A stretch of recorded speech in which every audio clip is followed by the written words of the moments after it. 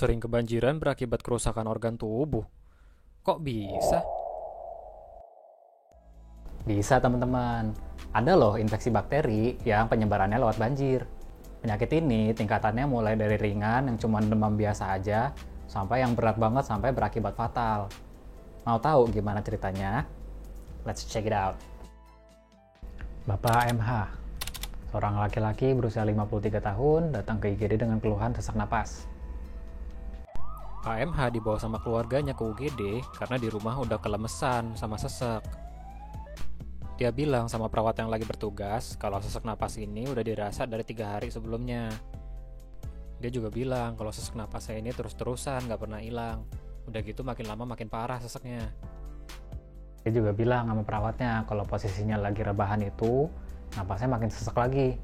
Jadi dia kalau rebahan harus butuh ganjelan bantal lebih tinggi nih supaya posisinya setengah duduk, biar nggak terlalu sesak napasnya. Oke, kita sedikit flashback dulu. MH ini adalah seorang Pak RT yang udah menjabat 8 tahun lamanya. Dan wilayahnya MH ini adalah wilayah langganan banjir yang cukup dalam tiap tahunnya. Sebagai Pak RT, MH juga udah terbiasa banget untuk terjun langsung ke banjir buat bantu warga. Pak MH ini aktif banget ngelakuinnya. Nggak ragu dia buat nerjang banjir, buat basah-basahan, untuk nolongin warganya yang butuh bantuan. Di suatu musim hujan, setelah berkali-kali terjun ke banjir, MH akhirnya mulai demam. Tapi ya karena merasa bertanggung jawab sebagai Pak RT, dan ya mikirnya paling cuma demam biasa aja, Pak MH ini akhirnya sering maksain diri buat tetap kerja. Keluarganya MH udah ngingetin si bapak biar nggak terus-terusan maksain diri. Tapi MH tetap aja terus bantuin warganya walaupun lagi sakit. Ini juga bukan pertama kalinya Pak MH maksain kerja pas lagi sakit. Udah sering si bapak ini. Tapi ada yang beda kali ini. MH yang biasanya relatif kuat buat lawan sakit dan cukup dengan minum obat warung aja, tapi kali ini MH masih terus ngerasa demam tiap hari dan dia juga ngerasa makin lemas. Demam yang sekarang pun ini juga beda nih dari demam yang biasanya.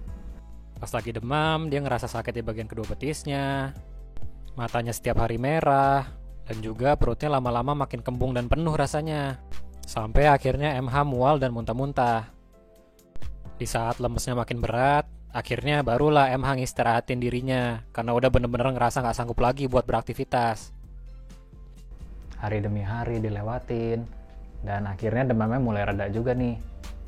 Tapi enggak dengan gejala yang lainnya. Gejala yang lainnya ini malah makin parah, makin berat. Sampai akhirnya tepat 1 minggu setelah MH merasakan demam, MH mulai sesak napas. MH juga ngerasa sesak napasnya udah nggak kayak biasanya lagi nih.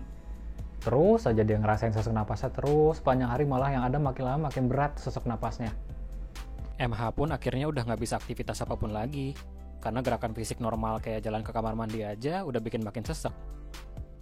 Bahkan tidur pun MH udah gak bisa rebahan penuh, karena juga makin sesak napasnya dan harus tidur dalam posisi setengah duduk di ganjel bantal. Nah, bareng sama sesak napas yang ini, MH juga ngerasain kakinya makin lama jadi sedikit makin bengkak nih. Udah gitu, orang di sekitar MH ngelihat badan dan mata MH semakin lama makin kuning. MH juga sadar nih, ada yang aneh sama produk pembuangannya dia nih. Air kencingnya MH warnanya gelap kayak air teh, dan kotorannya juga pucat putih kayak warna dempul. 3 hari berlalu semenjak MH ngerasa sesak napas sama gejala yang lainnya makin berat.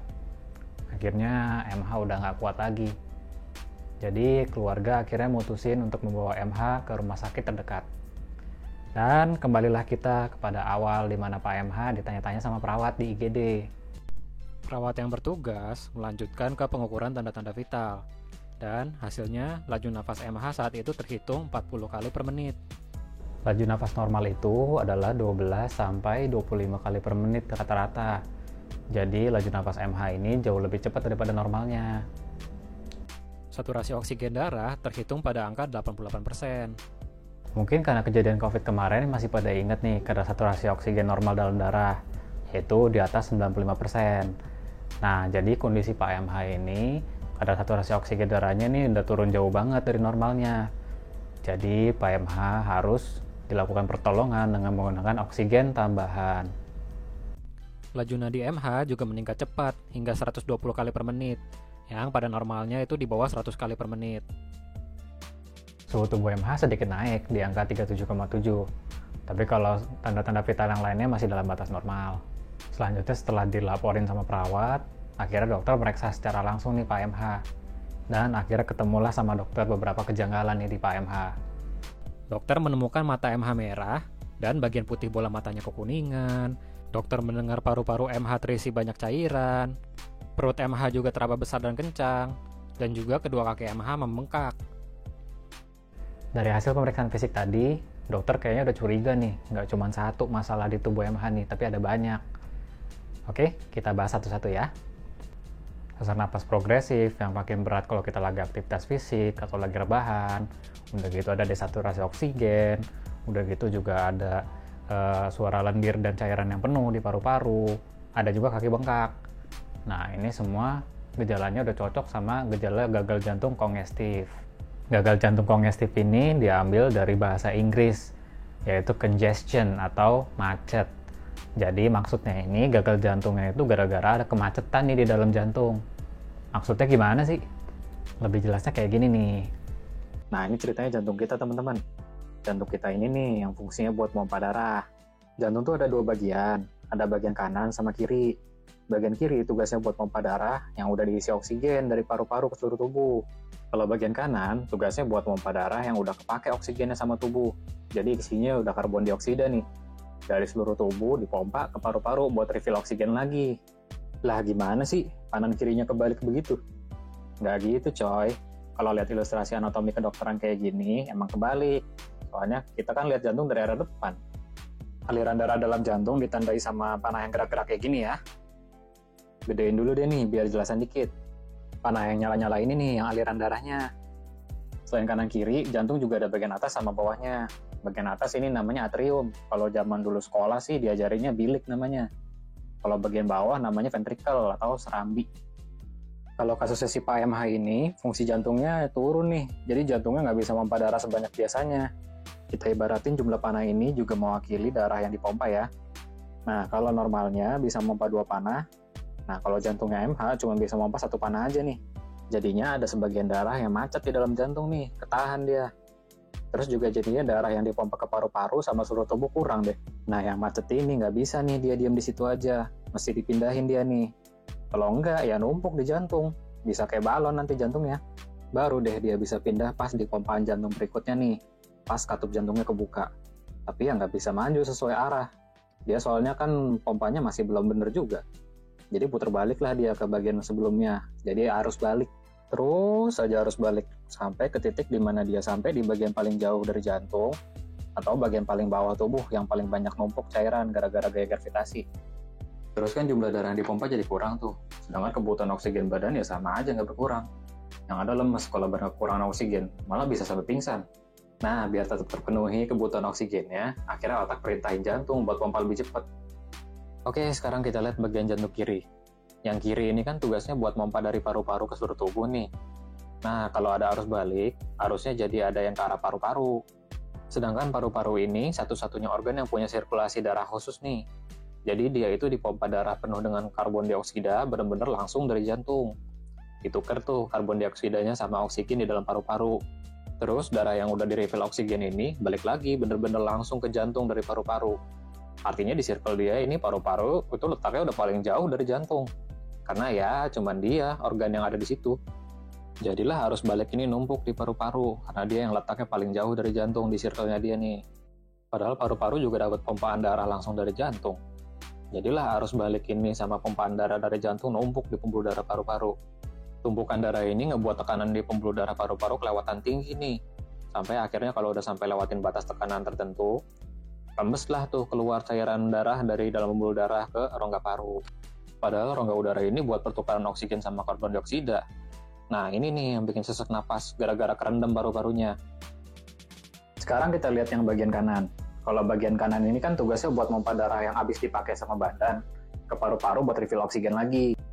Nah, kalau ada arus balik, arusnya masuk lagi ke sirkulasi badan. Terus aja sampai akhirnya ke tempat yang paling jauh dari jantung di sirkulasi ini. Kaki lah itu tempatnya. Di kaki ini, ya karena dia tempatnya paling bawah ya, jadinya dia tempat yang paling banyak ketumpuk cairan. Ditambah lagi pula ada arus balik, jadi makin numpuk lagi cairannya. Sama kayak pembuluh darah paru, lama-lama pembuluh darah kaki juga tekanan cairannya jadi tinggi, dan lama-lama rembes juga cairannya keluar dari pembuluh darah. Nah, rembesan cairan ini yang bikin kaki lama-lama gede alias bengkak. Inilah alasan kenapa orang dengan gagal jantung kongestif bisa sesak nafas dan kaki bengkak. Ada juga kemungkinan gangguan sistem empedu nih di tubuh MH. Mata sama tubuh MH yang warna kuning, udah gitu urin MH yang warnanya gelap kayak teh, udah gitu juga ada kotoran MH yang warnanya pucat kayak dempul. Nah, ini semua ini adalah kumpulan dari gejala yang merujuk pada kondisi yang namanya adalah post-hepatic jaundice. Secara definisi, post itu adalah setelah, hepatic adalah hepar, liver, atau hati, dan jaundice adalah kekuningan. Jadi, post-hepatic jaundice itu adalah sebuah proses kekuningan yang terjadi setelah prosesnya itu melewati hati. Jaundice atau kekuningan ini juga merujuk kepada suatu kondisi yang namanya hyperbilirubinemia. Secara definisi, hyper itu adalah tinggi, bilirubin itu adalah zat yang bernama bilirubin, dan emia itu adalah kandungan di dalam darah. Jadi hyperbilirubinemia adalah kandungan tinggi bilirubin di dalam darah. Gimana sih prosesnya? Nih penjelasannya lagi. Bilirubin itu apa sih? Bilirubin itu zat yang dihasilkan dari proses rusaknya sel darah merah atau eritrosit. Normalnya sel darah merah ini bakal rusak biasanya ya kalau udah tua, atau kurang lebih kalau udah 4 bulanan usianya lah. Nanti digantilah dia sama sel darah merah yang baru. Sel darah merah juga gampang rusak kalau dari awal bentuknya udah nggak normal. Misalnya bentuk sabit kayak gini, yang karena kelainan genetik yang jadi penyebab penyakit anemia sel sabit atau sickle cell disease. Terakhir, sel darah merah juga bisa dirusak sama infeksi atau racun tertentu, misalnya gara-gara malaria, yang kembang biak langsung nih di dalam sel darah merah yang bikin pecah. Intinya kalau udah pecah, isian sel darah merah yang merah-merah ini nih, atau hemoglobin atau Hb namanya, nanti diproses dan berubahlah jadi bilirubin. Nah, bilirubin ini secara garis besarnya ada 2 jenis lagi. Yang pertama itu indirect bilirubin, atau nama lainnya juga ada bilirubin 1, atau unconjugated bilirubin. Tapi kita pakai yang sering dipakai aja lah ya. Itu indirect bilirubin yang sering dipakai. Sama satu lagi itu direct bilirubin, alias bilirubin 2, alias conjugated bilirubin. Nah, kita omongin sifatnya sekarang nih. Sifatnya indirect bilirubin itu larut dalam lemak. Jadinya dia bisa tembus ke otak nih, gara-gara otak kita itu 60%-nya terbuat dari komponen lemak. Jadi dia itu beracun buat tubuh kita, gara-gara bisa langsung masuk ke otak dan ngerusak otak. Dia ini juga sifatnya nggak bisa tuh difilter di ginjal, gara-gara berat molekulnya. Jadi nggak tembus dia di ginjal tuh. Bahaya nih, udah beracun, nggak bisa dibuang lagi sama ginjal. Itulah sebabnya dia perlu dirubah jadi temennya satu ini nih, si direct bilirubin. Kalau direct bilirubin, sifatnya itu larut dalam air, dan dia nggak bisa larut dalam lemak. Jadinya nggak bisa tuh dia tembus ke otak, dan nggak beracun jadinya. Dan dia pun bisa difilter di ginjal, soalnya berat molekulnya udah jauh lebih ringan. Jadinya bisa tembus dan bisa dibuang lewat pipis. Kalau di tubuh kita begini nih ceritanya. Ini ceritanya adalah sistem hepatobiliar. Hepato atau hepar atau liver atau hati. Biliar itu empedu. Jadi sistem hepatobiliar ya sistem hati dan empedu. Pertama, indirect bilirubin di dalam darah kan harus diubah nih. Kan soalnya beracun. Nah, masuklah dia ke dalam hati buat diproses. Terjadilah proses di dalam hati yang namanya hepatic conjugation. Yang intinya adalah ngubah indirect bilirubin jadi direct bilirubin. Direct bilirubin yang udah jadi ini dialirin sama hati ke saluran empedu. Sebetulnya nggak semuanya dialirin ke empedu ya, cuman sebagian besar aja. Ada sebagian kecil yang masuk ke darah lagi, tapi ya di ilustrasi ini kelihatannya cuman ke empedu aja. Nggak apa-apa lah ya. Nah, yang udah dialirin ini bersamaan sama isi getah empedu yang lain, ada yang ditampung ke kantong empedu buat disimpan saat butuh. Ada juga yang ngalir lanjut ke bawah, nyampur lagi sama getah pankreas, dikeluarin saat butuh juga. Atau ya ngalir terus-terusan aja gitu ke usus. Kalau yang ini usus kita nih, lihat tuh ada yang lewat-lewat di dalamnya. Itu makanan yang kita makan, udah diproses sama lambung. Lambung kan di atas tuh, nggak kelihatan kalau di gambar sini. Nah, si makanan ini kena siram deh tuh sama getah empedu yang ada direct bilirubinnya. Fungsinya kata empedu nyiram si makanan ini ya buat cerna makanan yang lebih lanjut lagi, terutamanya cerna lemak nih kalau empedu fungsinya. Karena adanya direct bilirubin yang memang pada dasarnya dia warna kuning, jadinya si isi usus ini jadi warna kuning deh, diwarnain tuh sama dia. Berikutnya lagi, si makanan yang udah dicerna ini kan sari-sarinya diserap tuh sama usus. Nah, sisanya nanti dibusukin sama penduduk lokal usus nih, bakteri. Selain busukin sisa makanan, si bakteri ini juga ngerubah lagi nih si direct bilirubin jadi bentuk terakhir, yang namanya sterkobilin. Nah, si sterkobilin ini nih yang warnanya coklat. Dialah yang bikin si kotoran kita ini jadi warna coklat. Ada juga bilirubin yang belum selesai jadi sterkobilin, namanya baru urobilin. Nah, si urobilin ini diserap lagi sama usus dan nantinya dibuang lewat ginjal, barengan sama direct bilirubin yang ada di darah. Dan yang mereka ini warnanya kuning, jadilah air kencing kita warnanya kuning. Oke, sekarang kita masuk ke kasusnya MH. Sebelumnya udah sempat saya sebut tuh, kalau kekuningan yang terjadi di MH ini kekuningan yang post-hepatik. Jadi sebetulnya jaundice atau kekuningan ini bisa terjadi prehepatik atau sebelum hati, intrahepatik atau di dalam hati, atau post-hepatik setelah hati. Cuman di ilustrasi ini saya contohin yang post-hepatik dulu aja ya, sesuai kasusnya MH. Yang lainnya nanti saya jelasin lagi di next video. Makanya subscribe kalau mau tahu ya.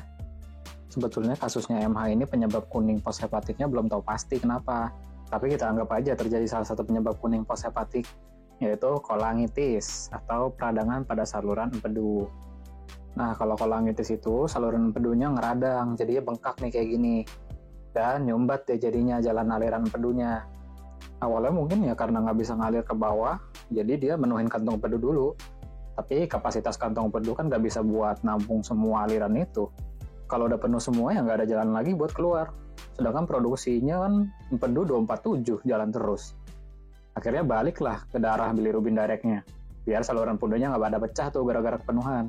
Akhirnya masuk semua ke dalam darah. Mau nggak mau semuanya harus dibuang dari lewat ginjal. Yang tadinya pewarna kuningnya cuma dikit, jadi ya kencingnya ya kuning-kuning standar aja gitu. Ini tiba-tiba pewarnanya bisa sampai puluhan kali lipat dari normalnya. Akhirnya bukan kuning pekat lagi, bisa sampai kayak warna cola gitu kencingnya. Ini penyebabnya kenapa kencing MH bisa warnanya gelap. Selain itu, makanan masuk ke usus juga jadinya nggak bisa kena getah empedu nih, gara-gara nggak ada yang ngalir. Jadinya cernanya nggak sempurna, terus juga nggak ada yang warnain. Ini sebabnya kotorannya MH warnanya pucat kayak dempul. Terakhir, banyaknya bilirubin direct yang beredar lewat darah ke seluruh tubuh juga bikin tubuh makin lama makin kelihatan kuning. Nah, ini penyebabnya yang sakit kuning atau jaundice pada MH. Buat mastiin lagi, dokter lanjutin pemeriksaan dengan pemeriksaan penunjang, kayak lab darah, ronsen dada, dan juga rekam jantung. Dan hasilnya ternyata sesuai dengan dugaan dokter. Leukositnya meningkat lumayan tinggi nih. Ini artinya mungkin ada peradangan ataupun ada infeksi bakteri yang lumayan berat nih, karena nilainya udah 2 kali lipat dari batas normal. Ada juga trombosit yang turun, dan juga ada elektrolit yang ngawur semua nih, turun semua elektrolitnya. Ini sih sebetulnya dengan kayak gini, interpretasinya bisa banyak. Cuman yang jelas dengan adanya mereka-mereka yang pada terganggu ini, biasanya adalah yang terjadi itu ada kecurigaan terhadap suatu yang sifatnya sistemik. Maksudnya sistemik itu adalah secara sistem, menyeluruh. Jadi kayaknya masalahnya nggak cuma di satu tempat aja nih, menyeluruh masalahnya. SGOT dan SGPT-nya meningkat, yang menunjukkan adanya sedikit gangguan fungsi hati nih. Sedikit aja sih, nggak yang bermasalah banget. Terus juga ada ureum dan kreatinin yang sedikit juga meningkat. Kalau yang ini menunjukkan adanya penurunan fungsi ginjal. Ini pun juga sama, karena nilainya nggak jauh dari batas normal, jadi ya gangguan fungsinya nggak terlalu gimana-gimana banget. Dari hasil X-ray dada atau ronsen dada, banyak ditemuin ternyata banyak tumpukan cairan di paru-parunya MH. Udah gitu, di rekam jantungnya MH pun juga ya nggak normal-normal banget, walaupun sebetulnya rekam jantungnya nggak yang jelek banget ya.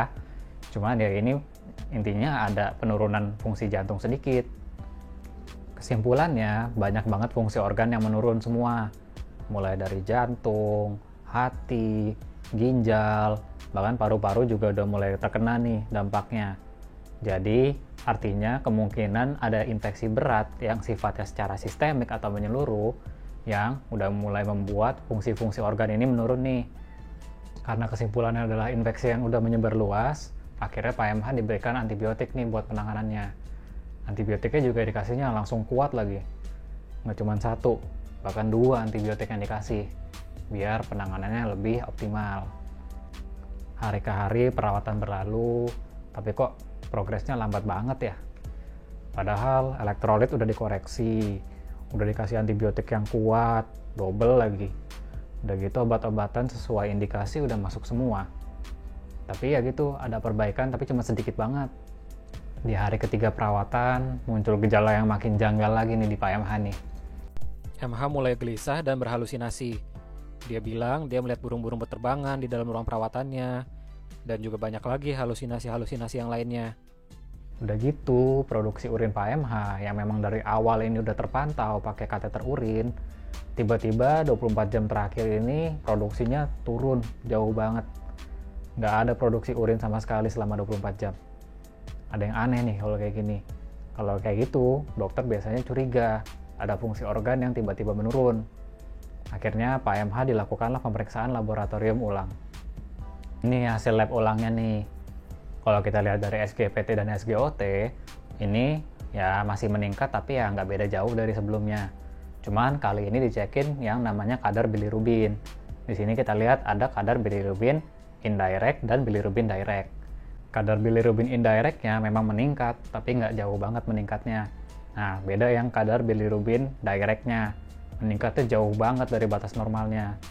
Berarti, kadar indirect bilirubin yang meningkat jauh, ini cocok sama kondisi yang kita jelasin di video tadi, yaitu ada post-hepatic jaundice. Untuk kadar elektrolit, dari yang sebelumnya sudah perbaikan, walaupun belum normal-normal banget. Cuman seharusnya dengan elektrolit yang seperti ini, nggak terlalu berhubungan sama gejala yang sekarang.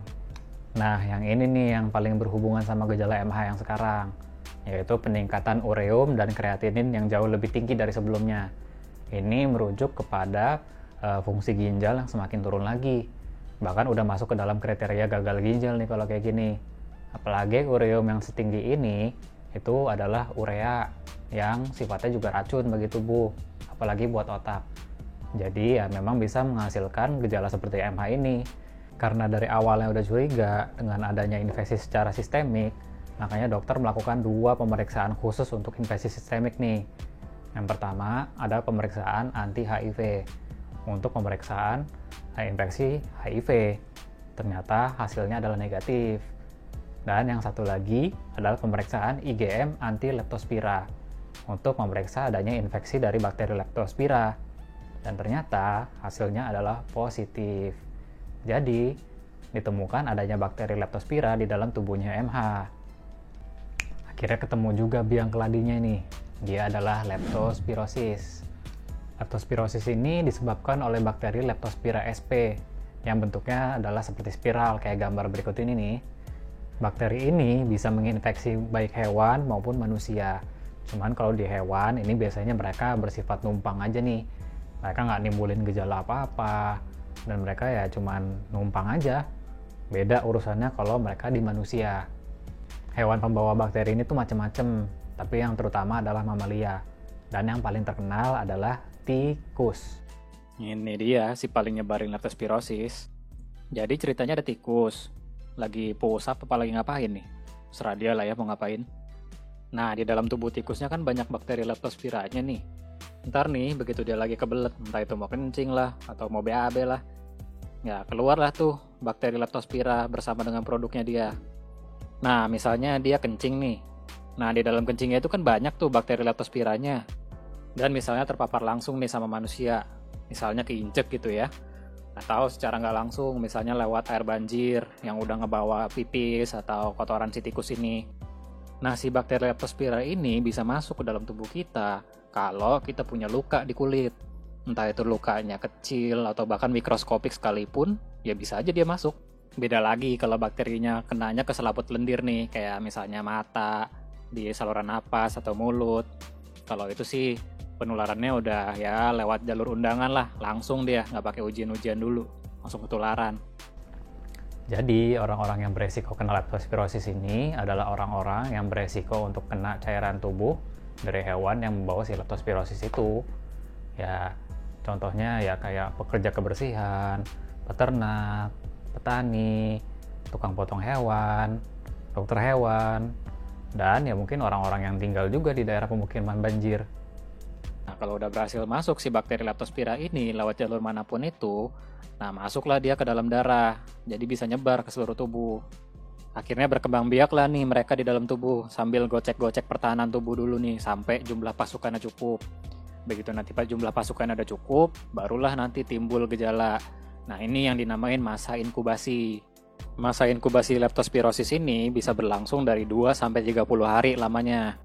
Leptospirosis itu berlangsung dari 1 sampai 4 minggu, atau bahkan bisa lebih, tergantung dari masing-masing kasus. Nah, ada 2 fase. Fase pertama itu adalah fase yang namanya anikterik atau fase leptospiremia. Begitu gejala sudah mulai muncul, masuklah kita ke fase yang berikutnya, yang namanya leptospiremia, atau di mana si bakteri leptospira ini udah di seluruh tubuh dan menyebar lewat darah. Leptospiremia, leptospira ya si bakteri leptospira, emia kandungan dalam darah. Jadi leptospiremia itu adalah bakteri leptospira yang terkandung di dalam darah, lagi beredar nih di dalam darah. Gejala yang muncul di fase ini sama dengan gejala penyakit dengan demam pada umumnya, yaitu demam, menggigil, lemes, nggak nafsu makan, mual muntah, sakit kepala, diare, dan semacamnya lah. Tapi ada gejala khas leptospirosis di fase ini, yaitu mata yang kemerahan atau yang kita namakan dengan conjunctival suffusion. Dan juga ada nyeri pada kedua betis yang nggak kayak biasanya nih. Fase ini bisa berlangsung sampai 1 minggu lamanya, tergantung dari penanganan dan juga tergantung dari kuatnya pertahanan tubuh yang kita punya. Fase kedua adalah fase ikterik atau fase imun. Nah, kalau nggak terbendung sama penanganan atau dengan pertahanan tubuh yang kuat, bisa masuk ke fase selanjutnya, yaitu ke fase imun. Fase imun itu adalah fase di mana si bakteri Leptospira ini udah nggak ditemuin lagi di dalam darah. Bakteri Leptospiranya udah masuk ke dalam organ-organ tubuh kita. Fase imun ini bisa jadi nggak muncul kalau cuma Leptospira yang ringan aja. Dan kalau udah muncul, lamanya bisa dari 1 minggu sampai 4 minggu atau bahkan lebih, tergantung dari kasus masing-masing. Kalau si bakteri Leptospira ini sudah masuk ke dalam organ, nah si organ ini bisa terjadi peradangan, jadi fungsinya turun, atau bahkan malah rusak. Jadi kalau dia masuk ke hati, ya hatinya jadi rusak, masuk ke jantungnya jadi rusak, masuk ke paru ya parunya jadi rusak, dan ya berikutnya juga semua organ-organ yang dimasukin, semuanya dirusak sama dia nih. Jadi gejala yang muncul pada fase ini ya gejala penurunan fungsi organ, tergantung organnya masing-masing gejalanya. Nah, MH udah masuk ke fase ini nih. Di fase ini biasanya badan juga udah bikin antibodi khusus Leptospira yang banyak. Jadi pas pemeriksaan laboratorium itu udah jelas bisa positif hasilnya. Ini sebabnya disebut fase imun, karena sistem imun tubuh udah bikin antibodi yang banyak terhadap Leptospira secara spesifik. Jadi reaksi peradangan terhadap Leptospira juga makin kuat lagi. Jadi begitulah leptospirosis. Nama lain fase imun juga disebut dengan fase ikterik atau fase kekuningan. Atau kalau fase ini bisa sampai ke tahap yang berat banget, ya contohnya pada MH inilah, bisa disebut dengan Weil's disease. Kita balik lagi ke MH. Karena kaget melihat fungsi ginjal yang tiba-tiba menurun drastis dan sampai ke gagal ginjal seperti ini, akhirnya dokter menginstruksikan untuk segera dilakukan cuci darah secepatnya dan langsung melakukan persiapan. Tapi saat persiapan ke unit cuci darah, MH yang tadinya cuma ngelindur aja, ngigo, ngawur ngomongnya, sekarang udah mulai pingsan nih. Nafas MH juga mulai menggap-menggap, dan tidak lama MH mengalami kejang. Akhirnya setelah itu MH mengalami henti nafas dan henti jantung. Tim medis segera melakukan resusitasi jantung paru untuk menyelamatkan nyawa MH. Tapi MH tidak respon sama sekali dan akhirnya dinyatakan meninggal dunia. Kalau petugas medis sudah berusaha, tapi tetap aja kita nggak bisa ngelawan takdir. Ya begitulah dunia medis. Walaupun semua udah diusahakan semaksimal mungkin, tapi banyak banget faktor-faktor di luar lain yang pengaruhin untuk pasien bisa sembuh. Pelajaran yang bisa kita ambil dari kasus ini adalah, yang pertama, selalu menggunakan alat pelindung diri, apalagi untuk mereka-mereka yang beresiko untuk terpapar. Jadi walaupun tuntutan kerja kalian mengharuskan kalian untuk terpapar, ya seenggaknya kalian tetap aman. Yang kedua, Please, saya mohon, jangan tunggu sakit kalian semakin parah lagi. Banyak banget loh kasus-kasus yang didiemin, makin lama, udah parah baru ke dokter. Jadinya untuk penanganannya juga semakin susah. Semakin awal kalian ke dokter, semakin awal kalian memeriksakan kesehatan kalian ke dokter, semakin mudah kita untuk menangani kasus-kasusnya. Jadi udah nggak keburu kasus yang berat, nggak keburu semuanya udah sulit untuk ditangani. Jadi please, segeralah berobat ke dokter begitu kalian ngerasa nggak enak badan atau ngerasa sakit. Jangan sampai sudah berat dulu baru ke dokter ya. Hai, masih nonton? Keren loh kalian yang masih nonton sampai sekarang. Gimana menurut kalian? Menarik dan bagus nggak pembahasan kasus ini? Kalau kalian suka, jangan lupa like dan subscribe ya. Komen-komen juga di bawah untuk kira-kira kasus kedepannya apa nih yang bakal saya bahas. Saya mungkin bakal update konten seperti ini, yang sama kayak gini ya kurang lebih ya sekitar sebulan sekali lah. Kalau sempet. Ya, jangan lupa ya. Ditunggu lagi konten untuk berikutnya. Assalamualaikum warahmatullahi wabarakatuh. Stay safe, stay healthy, and see you next time.